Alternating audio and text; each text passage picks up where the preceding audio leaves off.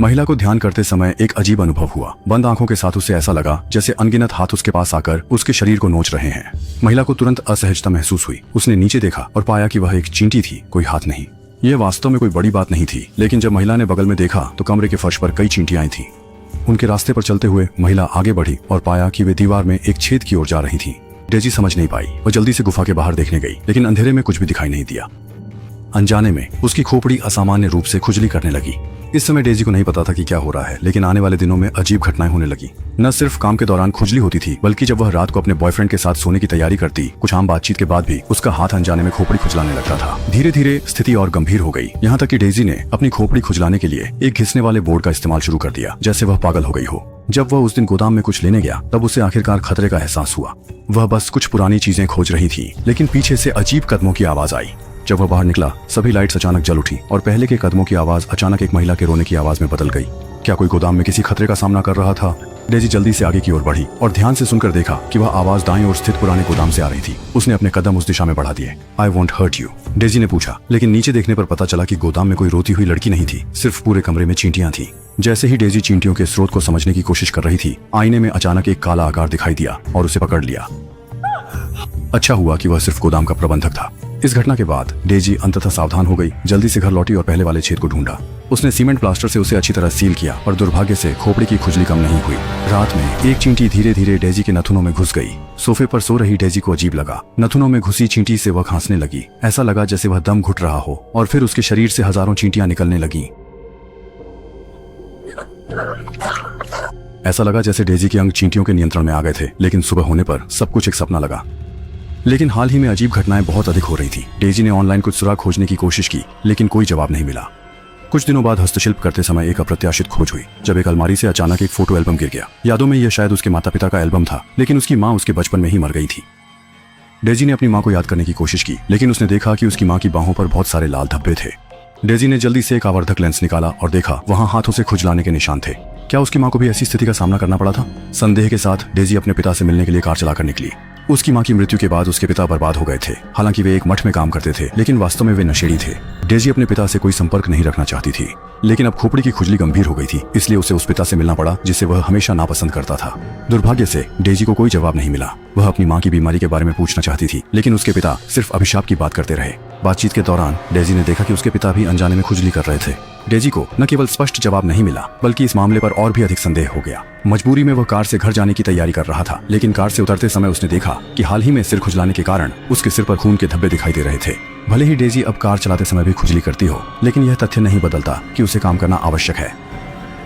एक वक्त था, उस समय जब वह अपना भाषण वीडियो शूट कर रहा था। एक सेकंड पहले तक सब कुछ सामान्य था, लेकिन जब शूटिंग कुछ मिनट चली तो डेजी को पीछे की दीवार पर एक काली छाया दिखाई दी। अचानक रोशनी झिलमिलाने लगी और दीवार भी इस काली छाया से ढक गई। डेजी पूरी तरह से भ्रमित हो गई। वह अनियंत्रित रूप से अपने सिर को खुजला रही थी, जैसे कोई उसके शरीर को नियंत्रित कर रहा हो। मजबूरी में डेजी को बाहर भागकर अपना चेहरा धोना पड़ा, लेकिन इस तरह से सभी ने अपनी आंखों से देखा। उसका बॉयफ्रेंड अन्य कर्मचारियों के साथ डेजी के हालिया काम को रोकने की योजना बना रहा था। जब दोनों घर लौटे तो बॉयफ्रेंड के सवालों का जवाब देते हुए डेजी ने बस कहा कि वह ठीक है। बॉयफ्रेंड की चिंता की पूरी तरह अनदेखी करते हुए दोनों अलग अलग सोने लगे। इस बीच डेजी ने हार नहीं मानी। उसने अपने हाथों से एक उपकरण बनाया जिससे वह अपने दोनों हाथ बांध सके, ताकि वह अनजाने में खुजली न कर सके। हालांकि इसका कोई प्रभाव नहीं पड़ा। रात के समय कमरे में अचानक कदमों की आवाज आई। डेजी तनावपूर्वक आसपास की आवाजें सुन रही थी, जब उसने देखा कि उसे बांधने वाली रस्सियां अचानक किसी के द्वारा खोल दी गईं।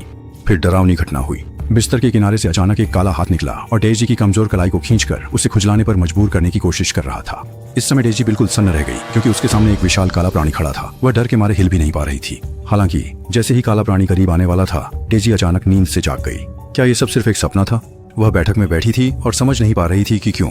डेजी की नजर पास की दीवार पर पड़ी, जहाँ घर में अभी भी चींटियां भरी हुई थी। क्या दीवार के अंदर चींटियों का घोंसला है? जैसे ही वह हथौड़े से दीवार तोड़कर देखने वाली थी, उसके पिता अचानक पीछे से आ गए। शुरू में उसे लगा कि पिता उसकी मदद करने आए हैं, लेकिन पिता सिर्फ कुछ चाय लेकर आए थे और डेजी को अच्छे से पीने के लिए कहने के बाद उन्होंने अपना असली मकसद दिखाया। दरअसल वे सिर्फ पैसे लेने आए थे। कहने को तो भूखे थे, लेकिन वास्तव में वे नशेड़ी थे। लेकिन इस समय डेजी ने चाय पी ली थी और उसका सिर धीरे धीरे धुंधला होने लगा। पिता को इन बातों की बिल्कुल परवाह नहीं थी। वे डेजी के पास आकर कह रहे थे कि डेजी और उसकी माँ एक जैसी दिखती हैं और दोनों को किसी तथाकथित शापित बीमारी ने जकड़ रखा है। फिर उन्होंने डेजी के बैग से पैसे निकाल लिए। स्पष्ट रूप से पिता कुछ जानते थे, लेकिन इस समय डेजी पूरी तरह से कमजोर थी। अगले दिन जब रात गहरी और शांत होने वाली थी, डेजी अपने पिता के घर गई और एक दस्तावेज ढूंढा। उसमें कई सालों की खबरें थीं, जिसमें एक महिला की झील के किनारे डूबने से मौत की खबर थी। डेजी को आश्चर्य हुआ उसके पिता इस समाचार पत्र को क्यों रख रहे थे। जैसे ही वह भ्रमित हो रही थी, छत से पानी की बूंदें गिरने लगीं। डेजी जल्दी से सीढ़ियों की ओर गई, ये देखने के लिए कि ऊपर क्या हो रहा है, पर इससे दर्दनाक यादें उभर आईं।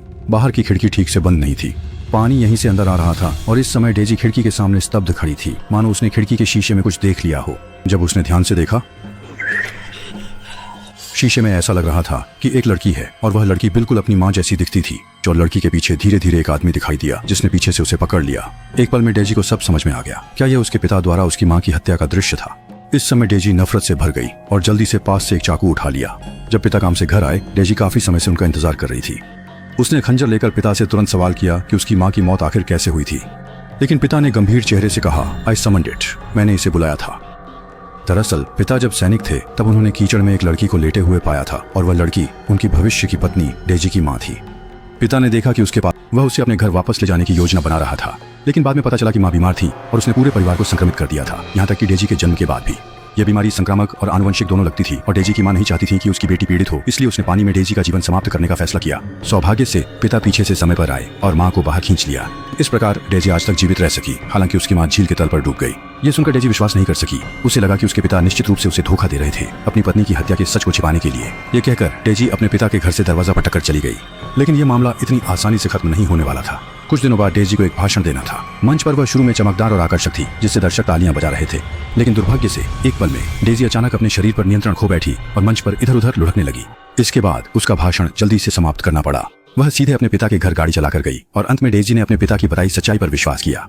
लेकिन तब तक उसके पिता की मृत्यु हो चुकी थी। इससे डेजी पूरी तरह से घबरा गई। वह इस शाप से कैसे बचेगी?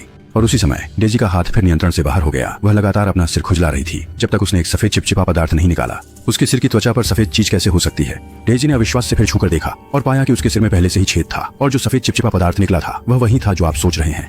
इसके बाद डेजी बेहोश हो गई। डॉक्टर ने उसके बॉयफ्रेंड को बताया कि पूरी तरह ठीक होने के लिए उसे कम से कम 2 साल आराम करना होगा, अन्यथा डेजी की जान खतरे में हो सकती है। सौभाग्य से उसका बॉयफ्रेंड बहुत दयालु था। वे घर लौट आए और वह डेजी की सावधानी से देखभाल करने लगा। लेकिन डेजी के हाथ अभी भी नियंत्रण से बाहर थे। आखिरकार डेजी अपने आप को और बर्दाश्त नहीं कर सकी। उसने जानबूझकर अपने बॉयफ्रेंड को अपना बनाया खाना खिलाया, फिर उसे बेहोश कर बेडरूम में फेंक दिया और उसके पूरे शरीर को बांध दिया, जबकि वह शाप से छुटकारा पाना चाहती थी। इस अनियंत्रित खुजली से पूरी तरह बचने के लिए उसने घर की चेनसो को संशोधित किया। और इस चेनसो से क्या काटना था वह वही है जो दर्शक अब सोच रहे हैं। डेजी ने पहले अपने हाथ पर निशान बनाया, फिर अपनी संशोधित चेनसो निकाली। उसके मन में बहुत डर था, फिर भी डेजी को स्पष्ट था कि अगर वह जल्द पोषण के स्रोत को समाप्त नहीं करती तो एक दिन उसका अंत भी उसके पिता जैसा होगा। आखिरकार डेजी ने एक हथेली को सख्ती से हटा दिया, लेकिन जब वह दूसरी हथेली की ओर बढ़ने वाली थी तभी ऊपर की रोशनी अचानक झिलमिलाने लगी और एक अशुभ संकेत पूरे घर में फैल गया, जिससे चींटियां चारों ओर फैल गईं। जैसे ही डेजी ने नीचे देखा, वह शापित प्राणी आखिरकार उसके पीछे प्रकट हुआ। वह न केवल डेजी के हाथ कटने से नहीं डरता था, बल्कि उसने डेजी का हाथ चेनसो पर रख दिया। उसके दूसरे हाथ को भी काटने के लिए तैयार था। और इस समय डेजी को एहसास हुआ कि केवल इस प्राणी को खत्म करके ही वह इसे समाप्त कर सकती है। जैसे ही वह चेनसो नीचे रखने वाला था, काले प्राणी की बांह डेजी के अचानक हमले से घायल हुई और उसने मौका देखकर चेनसो उठाया, तुरंत लक्ष्य पर निशाना साधा और काला तरल पदार्थ पूरे कमरे में फैल गया। इस प्रकार डेजी ने इस पोषण शाप का अंत कर दिया। संपादक का मानना है कि इसे शाप कहने के बजाय यह अधिक शरीर में परजीवी चींटी जैसे प्राणी के समान लगता है। सामग्री की सीमाओं के कारण बहुत से दृश्य नहीं दिखाए गए हैं और पहले के दृश्यों का क्रम बदल दिया गया है। मैं कुछ रहस्य छोड़ूंगा ताकि आप मूल फिल्म देखते रह सके। फिल्म के अंत में निर्देशक झील के किनारे रुके हैं। डेजी ने अपने बॉयफ्रेंड के साथ एक बच्चे को जन्म दिया है। ऊपरी तौर पर यह एक गर्म परिवार दिखता है, लेकिन वास्तव में डेजी ने नहीं देखा कि बच्चे के चेहरे पर कुछ